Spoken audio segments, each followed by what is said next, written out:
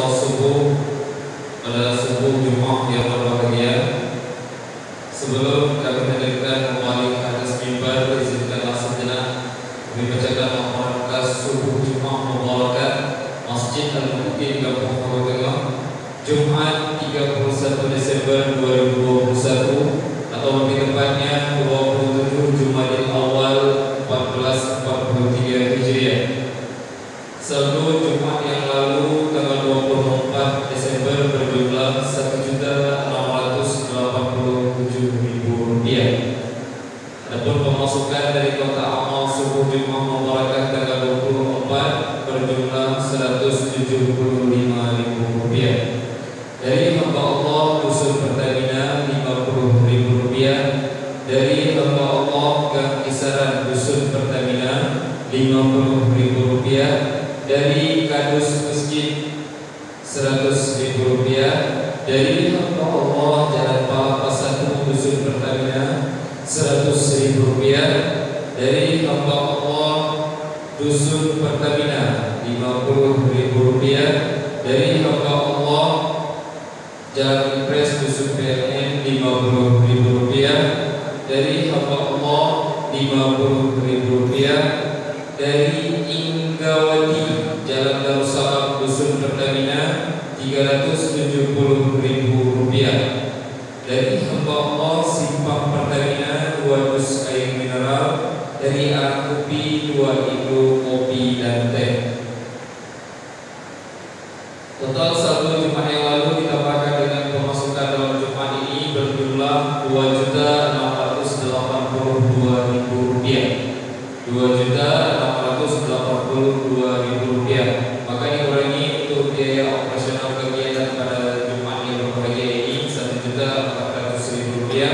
Maka sisakan sampai dengan saat ini tanggal 31 Desember 2021 berjumlah Rp1.282.000. Rp1.282.000. Adapun yang telah mengumandangkan azan pada subuh yang berbahagia ini yaitu Tengku Safwani SB, dan yang telah mengimami kita pada subuh yang berbahagia ini yaitu Tengku Muhammad Fauzul Ismi.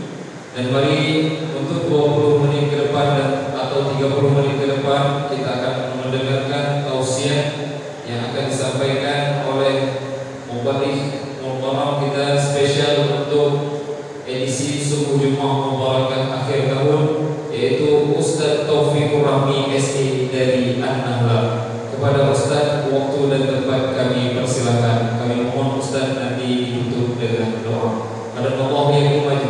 Wassalamualaikum warahmatullahi wabarakatuh.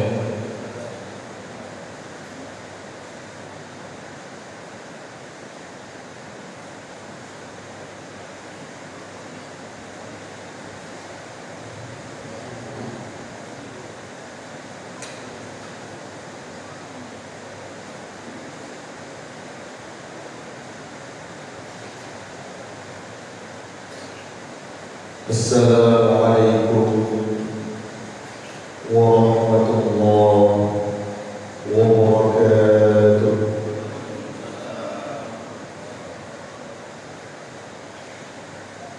Alhamdulillahilladzi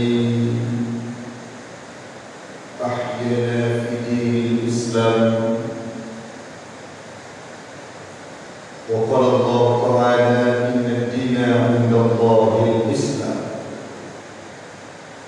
والصلاة والسلام على سيدنا محمد أشرف الأنام وعلى آله وصحبه ذوي الكرام، أما بعد.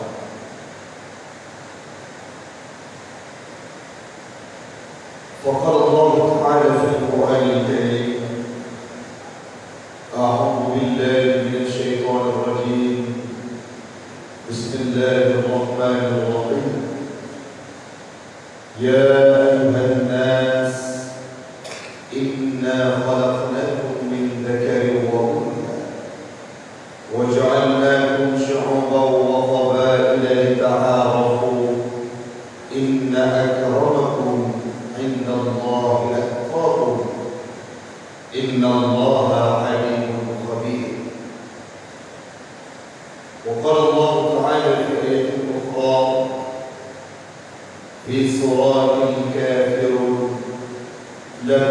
دينكم ولي دين. وقال النبي في الحديث: من تشبه بقوم فهو منهم.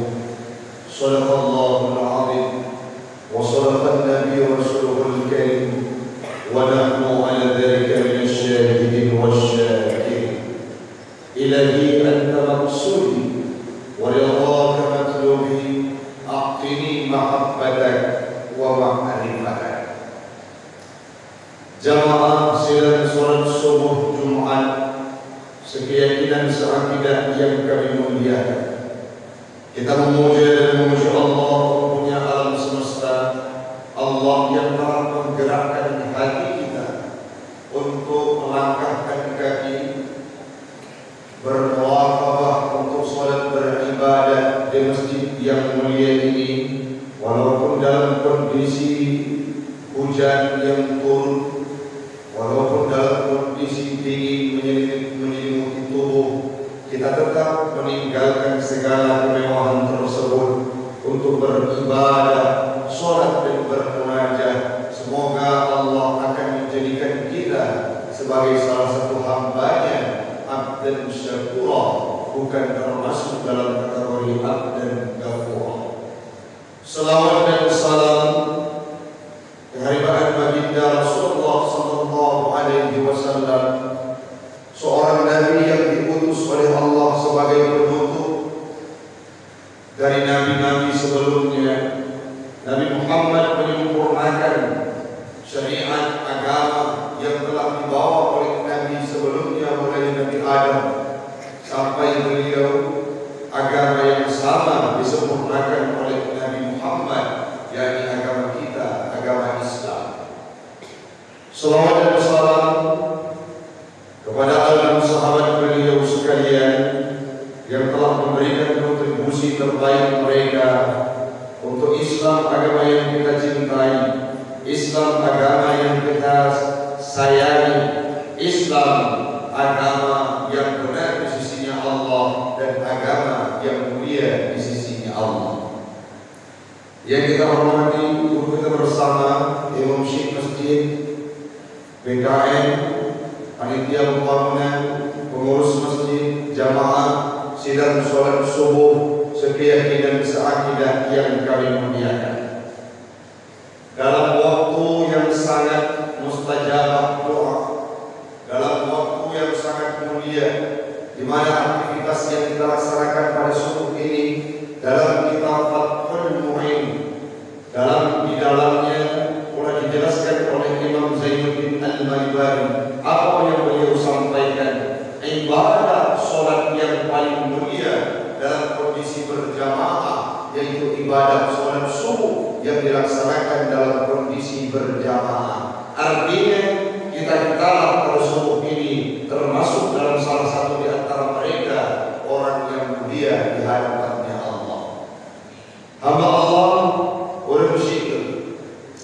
Fenomena dan polemik yang terjadi terhadap kehidupan kita, khususnya umat Islam, bahkan kita yang berada di Aceh, di Indonesia, dan khususnya lagi kita yang berada di Pulau Semawi.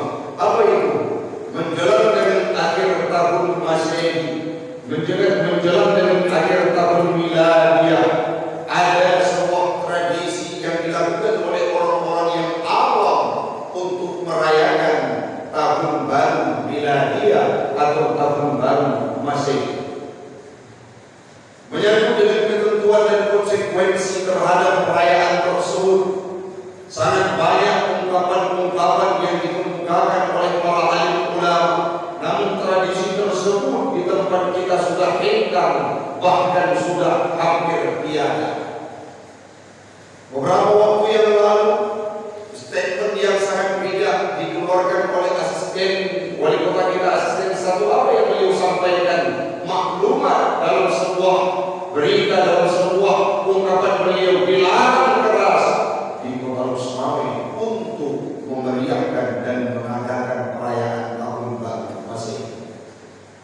Kalau kita kaji menurut dalam riwayat, tahun Masehi itu dirancang pada tahun 525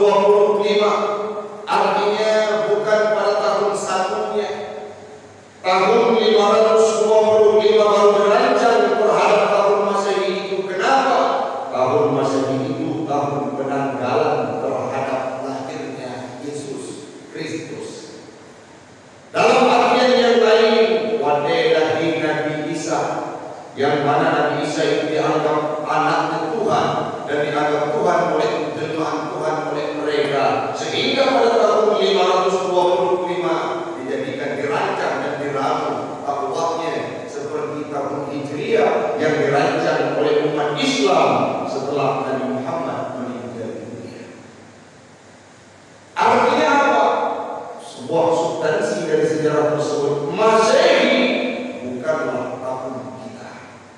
Mesias, Masehi, Al-Masih, sebuah nama yang disematkan kepada Nabi Isa, yakni Yesus Kristus. Maka hari ini hamba Allah, untuk perayaan tahun baru Masehi, itu budaya orang lain. Kita dalam kehidupan di Indonesia ini diberikan kultur budaya yang sangat beragam oleh Allah. Itu sebuah kelebihan. Di Indonesia tercatat ribuan lebih kultur budaya yang berada dalam kehidupan berbangsa dan bernegara di Indonesia.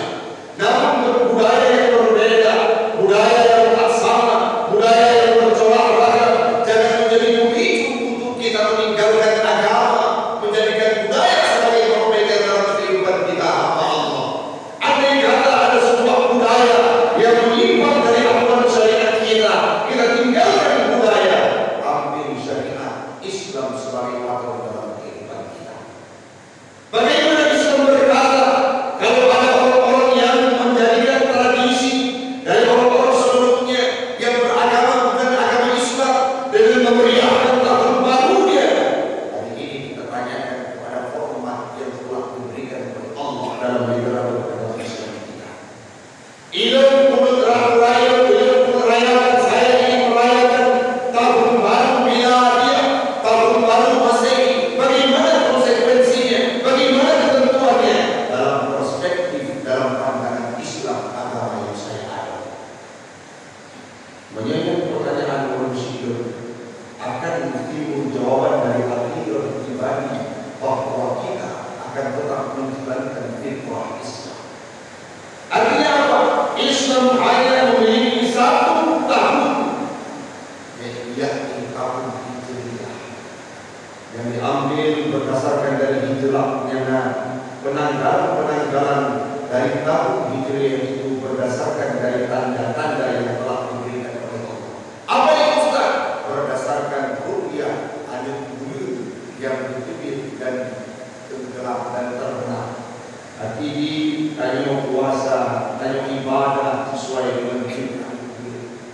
Bukan patron kita sebagaimana yang dilakukan oleh mereka. Tahunnya tidak berubah-ubah, tanggalnya tidak berubah-ubah, tapi orang Islam patronnya tahun Hijriah, yang mana tandanya, bulannya tergantung bulan yang diintroduksi. Yang bahayanya adalah orang-orang yang lupa akan tahun Hijriah, akan lupa terhadap bulan-bulan Islam, akan lupa orang-orang yang lupa terhadap tahun Hijriah. Bagaimana tentang hari-hari besar yang tercatat dalam bulan-bulan dalam Islam, dalam tahun Hijriah itu, sehingga mereka mengalahkan untuk ibadah kepada Allah. Menyebutkannya orang-orang lagi ada yang dari bahkan lagi di sampingnya akhirnya waktu sidur bulan-bulan cara kalian bulan karena itu beli. Bahkan kita dominan di tempat kita di Aceh, kita teman-teman yang kita jauh pada ulama, ibadah yang betul ulama terhadap baik itu puasa bulan Ramadan, baik itu hari raya, baik itu baik itu hari raya, hari Adha. Kita patut kepada ulama dan para mufti kita yang memberikan fatwa terhadap ruqyah, terhadap bulan-bulan untuk kita beribadah. Kata qul sidun pada masa yang akan datang, ahli nujum atau orang-orang yang mengerti ilmu falak akan hilang di tempat kita, sehingga baju-baju tangkai kita yang digeser. Takut puasa dalam bulan yang berbeda. Maka sekarang kita kembalikan fitrah kita yang perlu kita dalami, yang perlu kita pelajari. Bukanlah tahun-tahun mereka digunakan oleh manusia di seluruh dunia, namun kita tidak boleh lupa terhadap tahun Hijriah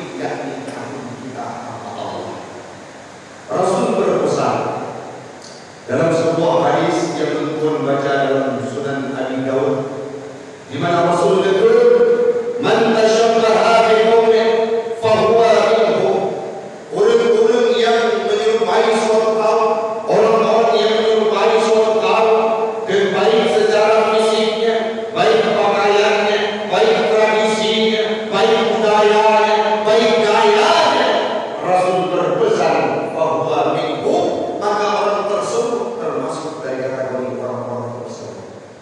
Menyong-nyong dari merayakan tahun baru miladiah, dirayakan yang sudah berangkat keluar Aceh. Pada ketika dua tempat yang di sana ada perayaan tahun baru. Pada ketika merayakan tahun baru untuk merasakan indahnya perayaan tahun baru. Itu budaya yang sudah dikemas oleh orang-orang yang bukan agama Islam. Kalau kita hari ini terjerumus kepada hal tersebut, termasuk dalam hadis yang dikutip Nabi, man tashabbaha bi qaumin fahuwa minhum. Orang yang berserupa dengan sabah kaum, maka termasuk dalam kategori kaum tersebut. Artinya kita bukan, kita menyimpang dari budaya, dari syariat agama Islam. Orang muslim, ada yang kata anak-anak budaya yang berasumsi bahwa tahun miladiah, tahun Masehi itu adalah tahunnya orang Islam. Berikan pemahaman kepada mereka. Ayat bahwa Dhul Hijjah adalah tahun Hijriah, bukan tahun miladiah. Yang paling menonton muslim dalam Wikipedia yang tuan-tuan baca, tahun Masehi disebut dengan nama lain tahun Anno Domini. Apa artinya? Tahunnya Tuhan. Pemakna muslim dengan lahirnya Yesus yang dianggap mereka Nabi Isa sebagai Tuhan mereka, diberitakan ibu nama dalam bahasa Latin Anno Domini, artinya apa? Tahun Tuhan. Maka hari ini kalau kita adopsi hal tersebut, katanya itu nama lenceng dari kehidupan kita dalam syariat Islam.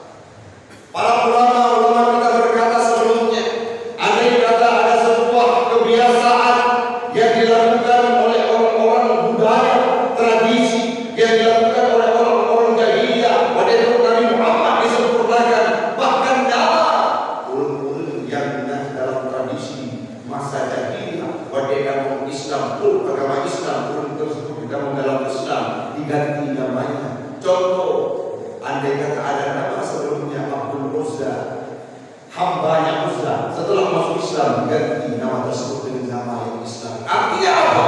Kalau ada budaya dan tradisi yang menyimpang dari agama, dari syariat, maka kita harus tinggalkan budaya, kita ambil syariat sebagai pattern dalam kehidupan kita. Maka orang yang muslim perlu kita tentaskan terhadap keawaman dari beberapa asumsi urut-urut dari yang khususnya di kota Israel.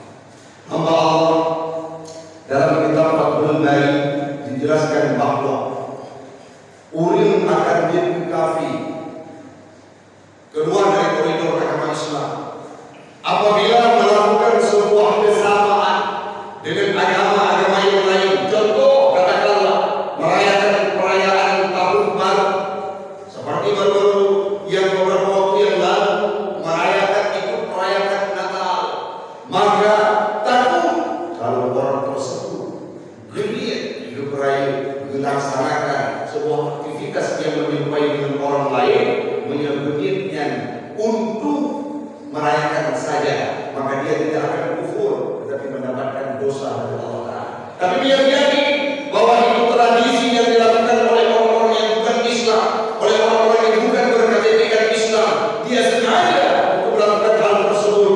Maka dalam kitab Fathul Bari dijelaskan bahwa kafir qat'an, dia dianggap sebagai orang yang kafir qat'an secara mutlak, hanya pendapat yang berbeda manusia.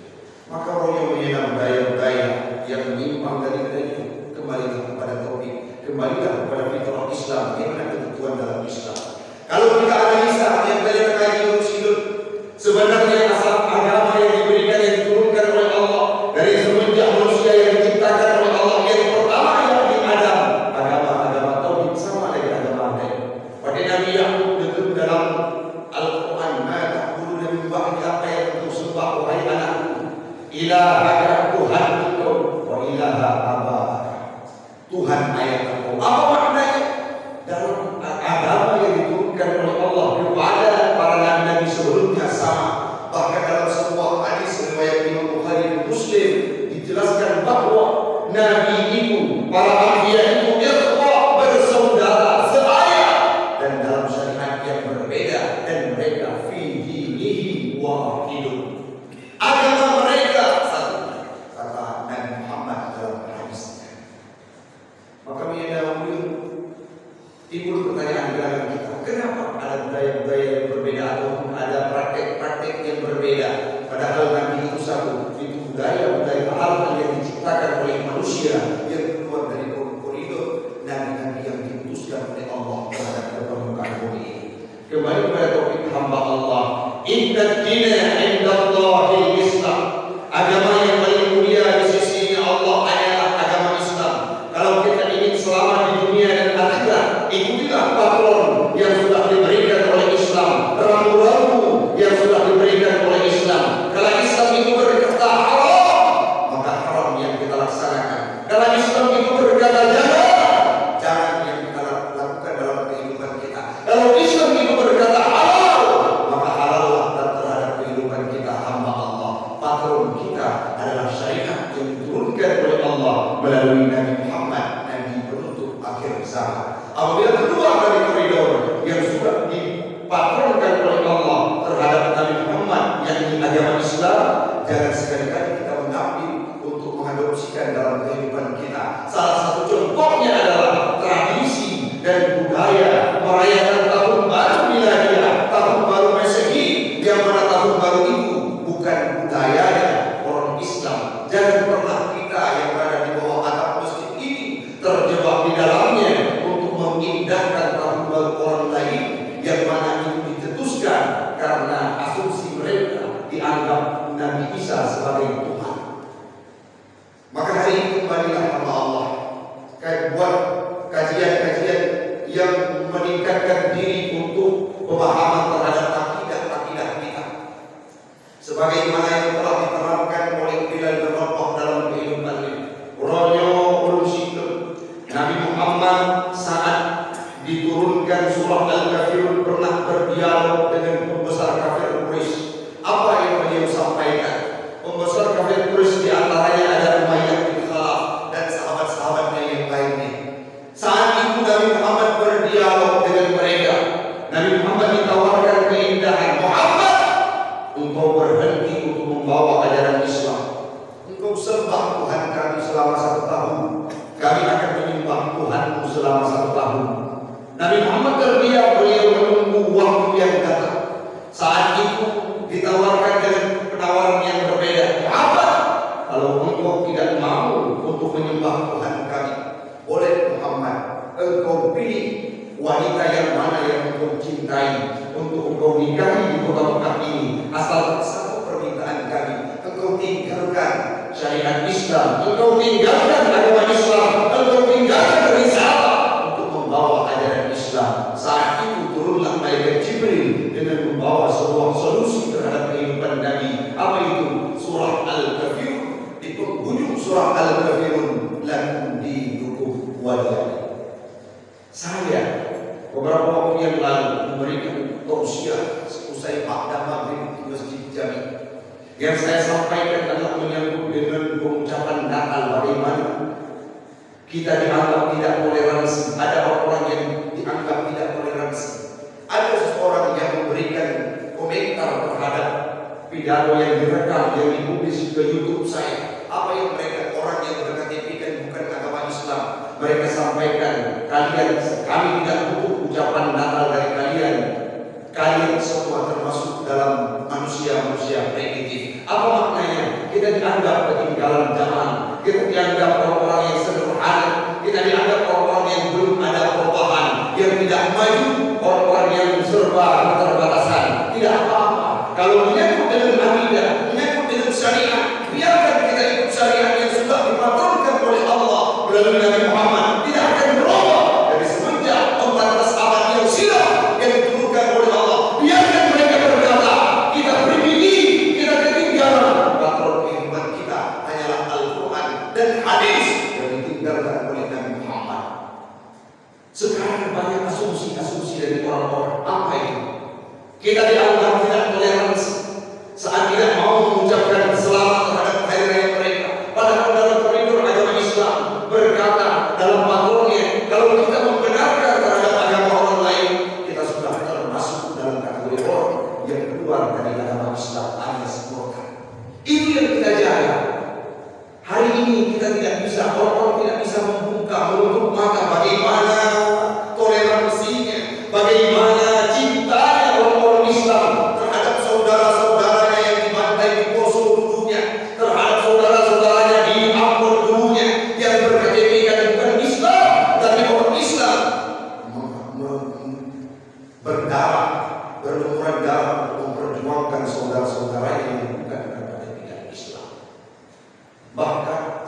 musibah-musibah yang ditimpa oleh Allah Subhanahu wa Ta'ala terhadap kehidupan kita di Indonesia. Ada saudara-saudara kita yang bukan berkati pendidikan Islam ataupun Muslim, kita pun ikut sedih dan merasakan kesedihan yang sama. Kenapa? Karena kita tetap bersaudara dalam bingkai